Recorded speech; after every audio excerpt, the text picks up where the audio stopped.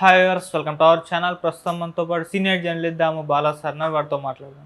నమస్కారం సార్. నమస్తే సార్, నాగార్జున గారి ఎన్ కన్వెన్షన్ కూల్చివేత పైన సమంత గారు స్పందించారని ఒక ట్వీట్ కూడా చేశారని చెప్పేసి వార్త వస్తుంది సార్. అయితే ఆ ట్వీట్లో ఈ ఎన్ కన్వెన్షన్ ఒకటే కాదు, ఇంకా చాలా ఘోరాలు ఉన్నాయన్నట్టుగా అతను చెప్పినట్టుగా అయితే వార్త అయితే ప్రచారంలో ఉంది సార్. మరి ఆమె ట్వీట్ ఏ విధంగా చేసింది, అందులో ఏముంది సార్? మామూలుగా సమంత ఏం చేసినా దాన్ని ఎవరికి తగినట్టుగా వాళ్ళు వ్యాఖ్యానించుకోవడం అనేది జరుగుతుంది. యాక్చువల్గా సమంత ఎన్ కన్వెన్షన్ డిమాలిషన్ మీద కానీ నాగార్జున ప్రజెంట్ పొజిషన్ మీద కానీ ఏ రకమైన అఫిషియల్గా ట్వీట్ అయితే చేయలేదు. ఒక ఫేక్ ట్వీట్ అయితే సర్క్యులేట్ అవుతుంది. అదేంటంటే సమంత ఎన్ కన్వెన్షన్ కూల్చడం కరెక్టే, ఇంకా చాలా ఘోరాలు ఉన్నాయి అన్నట్టుగా ఆమె ట్వీట్ చేసినట్టుగా ఒకటి చెప్తున్నారు. కానీ సమంత, నాకు తెలిసినంతవరకు సమంత ట్వీట్ దాని మీద చేయలేదు. ఆమె ట్వీట్ చేసింది ఏంటంటే కేరళలో జస్టిస్ హేమ కమిటీ మీద ఆమె ట్వీట్ చేసింది. ఇక్కడ టాలీవుడ్లో కూడా అలాంటి సిచ్యువేషనే ఉంది. టాలీవుడ్లో కూడా కమిటీ రిపోర్ట్ బయటికి రావాలి, ఇక్కడ కూడా కాస్టింగ్ కోచ్ ఇట్లాంటి విషయాల మీద మాట్లాడాలి అనేది ఆమె మాట్లాడింది. అదే అందులో తప్పేమీ లేదు. కాకపోతే ఇక్కడ ఉండే టాలీవుడ్లో ఉండే వాళ్ళకి అది కోపాన్ని తెప్పించుంటుంది. అంటే కేరళలో జరిగితే నీకేం సంబంధం, నువ్వేమన్నా ఇక్కడ తెలుగు అమ్మాయివా, నువ్వు అన్ని భాషల్లో సినిమాలు చేస్తావు, మరి ఏ హిందీలో డిమాండ్ చేయకుండా, తమిళ్లో డిమాండ్ చేయకుండా తెలుగులో మాత్రం ఎందుకు డిమాండ్ చేస్తున్నావు అన్న కోపం వీళ్ళకు ఉండే అవకాశం ఉంది. సో అందువల్ల వీళ్ళు దాన్ని ట్విస్ట్ చేసి నాగార్జున ఎన్ కన్వెన్షన్కి లింక్ పెట్టేసి చేస్తున్నారు. నిజానికి మామూలుగా చూసుకున్నప్పుడు ఆమె తెలుగు ఇండస్ట్రీ గురించి అడగకూడదని ఏమి లేదు కదా. ఆమె హిందీది అడగలేదు కాబట్టి ఇక్కడ అడగకూడదని ఏముంది. ఇక్కడ అడగడాన్ని ఆహ్వానిస్తూ హిందీది కూడా అడగనొచ్చు. కానీ నువ్వెవరు ఇక్కడ అడగడానికంటే ఎందుకు అడగకూడదు? ఆమె కూడా తెలుగు ఇండస్ట్రీలో పార్ట్ అండ్ పార్సల్ కదా, కాబట్టి అడగచ్చు, తప్పేం లేదు. ఇంతకీ ఆమె అనింది ఏంటంటే మలయాళ ఇండస్ట్రీలో ఇది జరిగినప్పుడు, అంటే గతంలో దిలీప్ భావన ఇష్యూ జరగడం, అతను అరెస్ట్ అవ్వడం, తర్వాత ముఖేష్ అనే ఒక యాక్టర్ కమ్ ఎమ్మెల్యే, తర్వాత ఇట్లా కొంతమంది, రేవతి సంపత్, మిను మునీర్ అని ఇంకొక అమ్మాయి, సో ఇలాగా చాలామంది ఇష్యూలు వచ్చిన తర్వాత అక్కడ జస్టిస్ హేమ కమిటీని ప్రభుత్వం వేసినా కూడా 2 ఏళ్ళ పాటు హేమ కమిటీ రిపోర్టుని ప్రభుత్వం బయటపెట్టలేదు. ఇప్పుడు ఎవరో రైట్ టు ఇన్ఫర్మేషన్ కింద దాన్ని బయట పెట్టాలని కోరినాక ఇప్పుడు బయటకు వచ్చింది. బయటకు వచ్చిన తర్వాత దాంట్లో ఇవన్నీ కూడా వేధింపులు, ఇవన్నీ కూడా అక్కడ నిజమే జరిగిందనేది జస్టిస్ హేమ కమిటీ రిపోర్టు బయటపెట్టింది.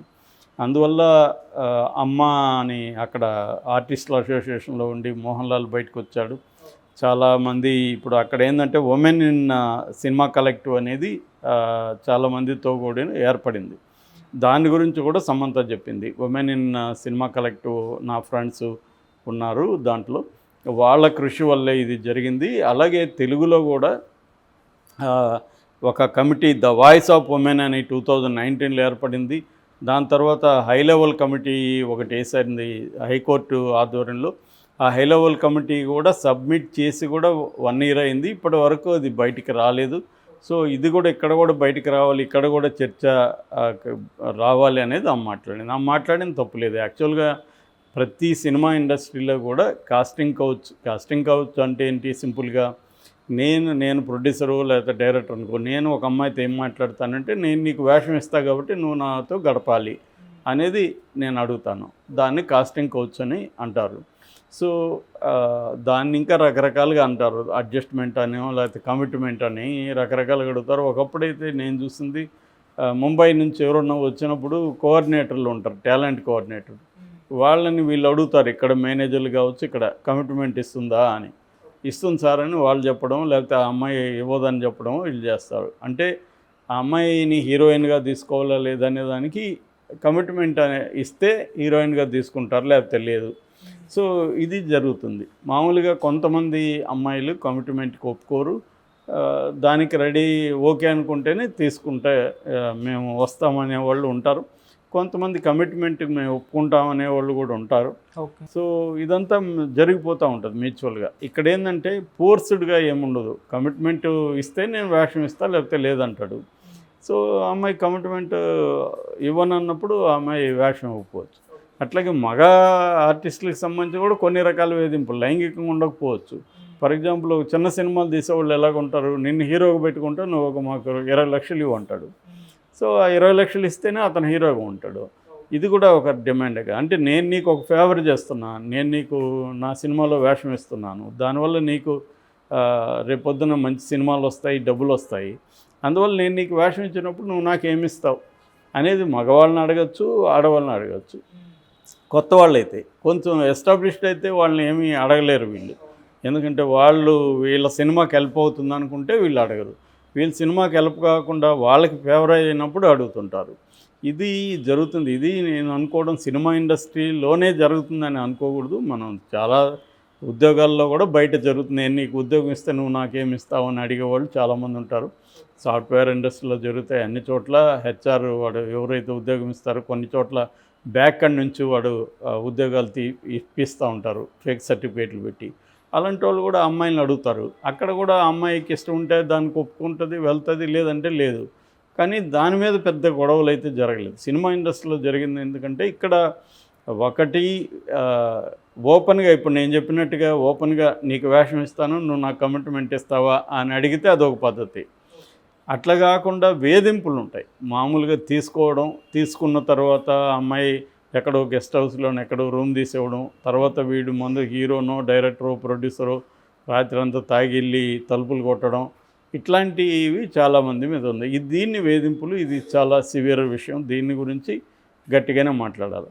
అట్లాగే ఒక ఫాల్స్ హామీ ఇచ్చి నేను నీకు వేషం ఇస్తాను, నువ్వు నాతో గడుపు అని చెప్పి ముందుగా అమ్మాయిని గెస్ట్ హౌస్కి పిలిచిపోయి ఆ అమ్మాయితో ఎంజాయ్ చేసేసి మళ్ళీ వేషం ఇవ్వకపోవడం. ఇది శ్రీరెడ్డి ప్రశ్నించింది దీన్నే. 2018లో నన్ను యూజ్ చేసుకున్నారు చాలామంది, కానీ వాళ్ళు నాకు హామీలు, వాళ్ళు ఇచ్చిన హామీలు నెరవేర్చలేదు అనేది శ్రీరెడ్డి ఇది. ఓకే, అదే అదే అమ్మాయికి ఎవరైనా యూజ్ చేసుకొని సినిమా ఇచ్చుంటే అసలు ఆ ఇష్యూ లేదు. ఎప్పుడైతే ఫాల్స్ ప్రామిస్లు వస్తాయో అక్కడ ఇబ్బంది. రెండవది వేధింపులు. ఈ రెండు రకాల వాటి మీదనే ఎక్కువగా ఇది ఉంది తప్ప మ్యూచువల్ అండర్స్టాండింగ్ అంటే నేను నీకు సినిమా ఇస్తాను, సినిమాలో వేషం ఇస్తాను, నువ్వు నాతో గడుపు అని ఒక మ్యూచువల్ ఇద్దరికి ఒప్పుకున్నారనుకో దాంట్లో సమస్య ఏం లేదు. అది ఒక రకమైన కాంట్రాక్ట్ లాంటిది. సో నేను నీకు ఇది ఇస్తున్నాను, నాకు ఇది ఇవ్వాలి అనేది ఇది అన్ని రకాల రిలేషన్షిప్స్లోనూ ఏదో ఒక స్థాయిలో ఉంటుంది మ్యూచువల్గా. అంటే మ్యూచువల్గా పెళ్ళి అనేదే అటువంటి కాంట్రాక్ట్ కదా. సో అందువల్ల ఇక్కడ మేజర్ ప్రాబ్లం వచ్చి ఒకటి ఫాల్స్ ప్రామిసెస్ చెప్పి ఆ అమ్మాయిని యూజ్ చేసుకొని వేషం ఇవ్వకపోవడం, మోసం చేయడం, that is the problem. Second problem వేధించడం లైంగికంగా.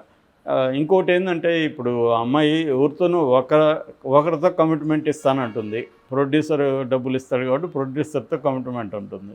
వచ్చిన తర్వాత మెల్లగా ఏం చేస్తాడు ప్రొడ్యూసరు, డైరెక్టర్ తవ్వమంటాడు, హీరో తవ్వమంటాడు, వాడెవడో వాళ్ళ ఫ్రెండ్ బ్యాంకర్ ఉంటాడు, ఇతనికి లోన్ ఇచ్చేవాడు, లేకపోతే సీఏ వాడు ఉంటాడు, చార్టెడ్ అకౌంటెంట్, ఇలాగా ఇంకా వాళ్ళకి ఎక్కడెక్కడ ఎవరితో అవసరాలు ఉన్నాయి, లేదా ఎవడు ఫైనాన్స్ ఇస్తుంటాడు, వాడు అడుగుతారు ఏమో మీ హీరోయిన్తో డిన్నర్ ఏర్పాటు చేయని. సరే వీడు ఇంక ఈ అమ్మాయిని ఇలా టార్చర్ జరుగుతూ ఉంటుంది. సో దీనికి కూడా ఒప్పుకున్న వాళ్ళు కొంతమంది ఏం చేస్తారంటే నేను మీ ఫ్రెండ్ దగ్గరికి వెళ్తా కానీ నా రేట్ ఎంత అని చేసేవాళ్ళు కూడా ఉన్నారు. కాల్ గర్ల్స్ లాగా వీళ్ళు సరే ఎట్లాగో తప్పదు కదా డబ్బులు తీసుకుందాం సంపాదిద్దాం అనుకున్న వాళ్ళు కూడా ఉన్నారు. దాంట్లో అది లీగల్గా తప్ప ఒప్ప అనేది తప్ప ఇంకొకటి లేదు.